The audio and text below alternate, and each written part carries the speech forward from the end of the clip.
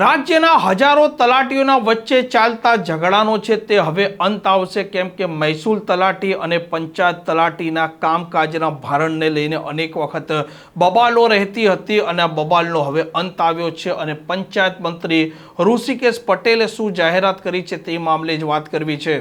વૈષ્ણવજન તો તેને કહીએ જે પીડ પરાઈ જાનાને રે। નમસ્કાર, આપ જોઈ રહ્યા છો નવજીવન ન્યૂઝ અને હું છું આપણી સાથે તોફિક ગાંચી। આ રાજ્યના દરેક ગામડામાં તલાટી હોય છે, તેનો સૌથી અગત્યનો રોલ રહેતો હોય છે, કેમ કે ગ્રામજનોને કોઈ પણ પ્રકારની મુશ્કેલી ઊભી થાય, કોઈ પણ પ્રકારની સરકારી યોજનાનો લાભ લેવો હોય કે કોઈ પણ પ્રકારના દાખલા નીકાળવા હોય તો તેમાં તલાટી છે તેમની ભૂમિકા સૌથી અગત્યની રહેતી હોય છે। અને રાજ્યમાં મહેસૂલી તલાટી અને પંચાયત તલાટી એવા બે પ્રકારના તલાટીની કેડર છે અને કેડરના વચ્ચે એક લાંબા સમયથી કામકાજની વહેંચણીને લઈને બબાલો ચાલતી હતી, જેમાં એક તલાટીના પાસે ખૂબ ઓછું કામ રહેતું હતું જ્યારે બીજા તલાટી છે તેના પાસે કામકાજનું ભારણ રહેતું હતું અને આ મામલે અનેક વખત છે તે બબાલો પણ ઊભી થતી હતી અને તલાટીઓ પણ અંદર આ મામલે પોતાનો આક્રોશ છે તે ઠાલવતા હતા અને આ પ્રક્રિયાને લઈને અને આ બબાલને લઈને રાજ્યની સરકારે એક મોટો નિર્ણય કર્યો છે અને પંચાયત તલાટી અને મહેસૂલી તલાટી તેમના વચ્ચે કામકાજની જે વહેંચણી છે તેનો હવે જીઆર કરી દેવામાં આવ્યો છે અને આ મામલે પંચાયત મંત્રી ઋષિકેશ પટેલે પણ શું કહ્યું છે તે પણ સાંભળીએ। ગુજરાત સરકારમાં મહેસૂલી તલાટીઓની નિમણૂક પછી પંચાયત તલાટી અને મહેસૂલ તલાટી વચ્ચેના કામગીરી વહેંચણી માટેના વારંવાર રજૂઆતના અનુસંધાને એક મહત્વનો નિર્ણય લેવામાં આવ્યો છે, જેમાં નામાભિધાન સાથે પંચાયત તલાટીને ગ્રામ પંચાયત સચિવ અને મહેસૂલ તલાટીને મહેસૂલ તલાટી તરીકેનું ડેઝિગ્નેશન આપવામાં આવ્યું છે અને સાથે મહેસૂલી તલાટી અને પંચાયત તલાટી કમ મંત્રીની કામગીરી અને જવાબદારીઓને વહેંચવામાં આવી છે। ખૂબ લાંબા સમયથી આ નિર્ણય પેન્ડિંગ હતો અને અનેક કામો ગ્રામ્ય લેવલે રહેતા હોય છે, લગભગ નાના મોટા થઈ અને જો કમ્પાઇલેશન કરો તો લગભગ 90થી 100 જેટલા કામો અને જુદા પાડો તો 290 જેટલા કામો એ ગ્રામ પંચાયતમાં રહેતા હોય છે। એ કામો માટે અલગ અલગ જવાબદારીઓ વહેંચવા માટેની ખૂબ લાંબી વિચારણાના અંતે ખૂબ પરિપક્વ નિર્ણય લેવામાં આવ્યો છે।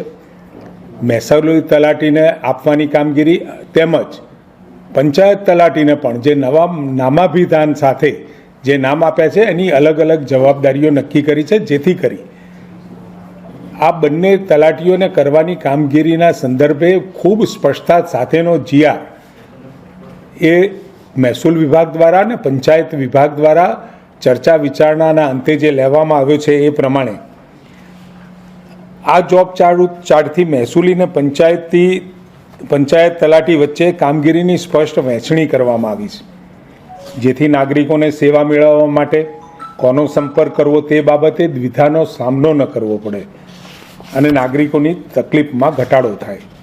આ સેવાઓ માટે રાજ્યમાં જુદા જુદા જિલ્લાઓમાં અલગ અલગ કાર્ય પદ્ધતિના સ્થાને સમાન અને સુગમ કાર્ય પદ્ધતિ આ ઠરાવથી અમલમાં આવશે અને મહેસૂલી અને પંચાયત તલાટીઓની કાર્યક્ષમતામાં પણ વધારો થશે।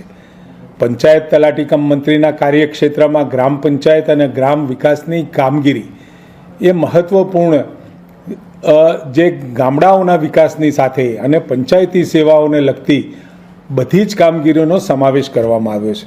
પંચાયત ગ્રામ ગૃહ નિર્માણ ગ્રામ વિકાસ વિભાગ દ્વારા નક્કી કરાયેલ જોબ ચાર્ટ મુજબ પંચાયત તલાટી કમ મંત્રી દ્વારા પંચાયત અધિનિયમ અને નિયમો અન્વયે ગ્રામ પંચાયત સચિવ તરીકે થતી તમામ કામગીરી અમને કરવાની રહેશે। આ ઉપરાંત કેન્દ્ર અને રાજ્ય સરકારની વ્યક્તિગત વિકાસલક્ષી યોજનાઓ, ગ્રામ્ય કક્ષાએથી અમલીકરણની કામગીરી, વિવિધ પ્રમાણપત્રોની કામગીરી, ગ્રામ કક્ષાએ ગ્રામતળ, ગૌચર, પંચાયત હસ્તકની જમીન, દબાણ વિશેષની કામગીરી, જાહેર મિલકતો અંગેની કામગીરી, ગામમાં સ્વચ્છતા, પાણી પુરવઠો, વૃક્ષારોપણ, ગ્રામસભા તથા વિવિધ સમિતિઓની કામગીરી સહિતની જવાબદારીઓ આ જોબ ચાર્ટમાં નિર્ધારિત કરવામાં આવી છે। જોબ ચાર્ટમાં પીએમ કિસાન, પીએમ વિશ્વકર્મા, ઈ ગ્રામ, ઈ નિર્માણ કાર્ડ, આંગણવાડી, પ્રાથમિક શિક્ષણ, ગ્રામ્ય સ્વચ્છતા, પાણી પુરવઠો, ગ્રામતળના પ્લોટ, જાહેર હેતુની જમીન, સ્વચ્છતા, આરોગ્ય સહિતની ગ્રામ્ય કક્ષાની કામગીરીનો પણ સમાવેશ કરવામાં આવ્યો છે. મહેસૂલી તલાટીના કાર્યક્ષેત્રમાં મહેસૂલી અને જમીન સંબંધિત કામગીરીનો સમાવેશ કર્યો છે. આ જોબ ચાર્ટ પ્રમાણે મહેસૂલી તલાટીની કામગીરીમાં મહેસૂલના વિવિધ અધિનિયમો અને નિયમો, હિજરતી મિલકત, અશાંત ધારા અન્વયની તમામ કામગીરી, કેન્દ્ર કે રાજ્ય સરકારની જમીન સંદર્ભે જમીનના રેકર્ડ અને સર્વેને લગતી કામગીરી તથા પીએમ સ્વામિત્વ યોજના સંબંધિત કામગીરીનો સમાવેશ કરવામાં આવ્યો છે. આ ઉપરાંત મહેસૂલી તલાટી દ્વારા જમીન મહેસૂલીની વસૂલાત, બાકી લેણાની વસૂલાત, જમીન સંબંધિત રેકર્ડ, હકોની કામગીરી, સરકારી મિલકત તથા જમીન સંબંધિત હકોની ચકાસણી, દબાણ અંગેની કામગીરી, જમીન સંપાદન, જમીન મહેસૂલ, છૂટ અગર વધઘટ જમીન મહેસૂલની કામગીરી, વહીવટી કામગીરી, પાક ઉત્પાદન અને જમીન સુધારણા સંબંધિત કામગીરીનો સમાવેશ થાય છે. મહેસૂલી તલાટીના જોબ ચાર્ટમાં કાપણી પ્રયોગો એટલે crop cutting, experiments, farmer registration, પાક વીમા સંબંધિત કામગીરી, કુદરતી આપત્તિના સમયે કૃષિ રાહત પેકેજ સોંપવામાં આવતી જમીન સંબંધિત કામગીરી, દબાણના વિધાન તથા મહેસૂલી અધિકારી દ્વારા સુપરત કરવામાં આવતી કામગીરી, અન્ય કામગીરીનો પણ સમાવેશ કરવામાં આવ્યો છે. બંને જોબ ચાર્ટમાં કામગીરીની સ્પષ્ટતા સાથે જ્યાં જરૂરી હોય ત્યાં પરસ્પર સહકાર અને સંકલનની પણ જોગવાઈ રાખવામાં આવી છે. ખાસ કરીને કુદરતી આપત્તિઓના સમયે કૃષિ રાહત પેકેજ સંબંધિત કામગીરીમાં પંચાયત તલાટી કમ મંત્રી અને મહેસૂલ તલાટી દ્વારા સંકલનપૂર્વક કામગીરી કરવાની જોગવાઈ કરવામાં આવી છે. જોબ ચાર્ટમાં એવી પણ જોગવાઈ કરવામાં આવી છે કે ગ્રામ્ય કક્ષાની કામગીરી માટે ખાસ કિસ્સામાં વિકાસ કમિશનર શ્રી દ્વારા ખાસ હુકમ થયેથી વીસી દ્વારા મહેસૂલી તલાટીને મદદરૂપ થઈ શકાશે. ગ્રામ્ય વહીવટમાં જવાબદારીની સ્પષ્ટતા તરફનું આ એક ખૂબ મહત્વપૂર્ણ પગલું છે. રાજ્ય સરકારની આ નિર્ણયથી બંને કેડરની મૂળ કામગીરી, કાર્યક્ષેત્ર અને જવાબદારીને વધુ સ્પષ્ટ કરવામાં આવ્યા છે. પરિણામે ગ્રામ્ય કક્ષાએ પંચાયતલક્ષી તથા મહેસૂલ કામગીરીના સંચાલનમાં વધુ સુવ્યવસ્થા આવે અને સાથે જવાબદારી નક્કી થાય અને એના કારણે વહીવટી કામમાં સરળતા અને સુગમતા રહેશે. લાંબા સમયથી ચાલી રહેલા સતત પ્રયાસોના બાદ આ પરિપક્વ નિર્ણય ગ્રામ્ય વહીવટને વધુ સુવ્યવસ્થિત બનાવવા અને મહેસૂલ અને પંચાયતલક્ષી કામગીરીમાં જવાબદારીની સ્પષ્ટતા લાવવાની દિશામાં મહત્વપૂર્ણ પગલું છે. ગ્રામ્ય વિસ્તાર હોય કે શહેરી વિસ્તાર હોય, મહેસૂલી કામગીરી તો દરેક જગ્યાએ હોય છે.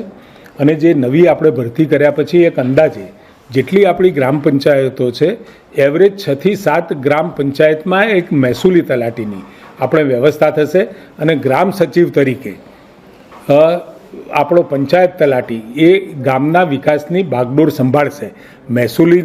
મહેસૂલની કામગીરી એ મહેસૂલ તલાટી કરશે અને વિકાસના કામો અને પંચાયત અને સેવાના કામો એ પંચાયત તલાટી દ્વારા થશે. અને જ્યાં જરૂર પડે, મેં અગાઉ કહ્યું એ પ્રમાણે બંને કામો સંકલન કરીને પણ કરવાની જોગવાઈ આ ઠરાવોમાં સ્પષ્ટ કરવામાં આવી છે. આ પ્રકારના સમાચાર માટે નવજીવન ન્યૂઝ ચેનલ સાથે જોડાયેલા રહો. નમસ્કાર.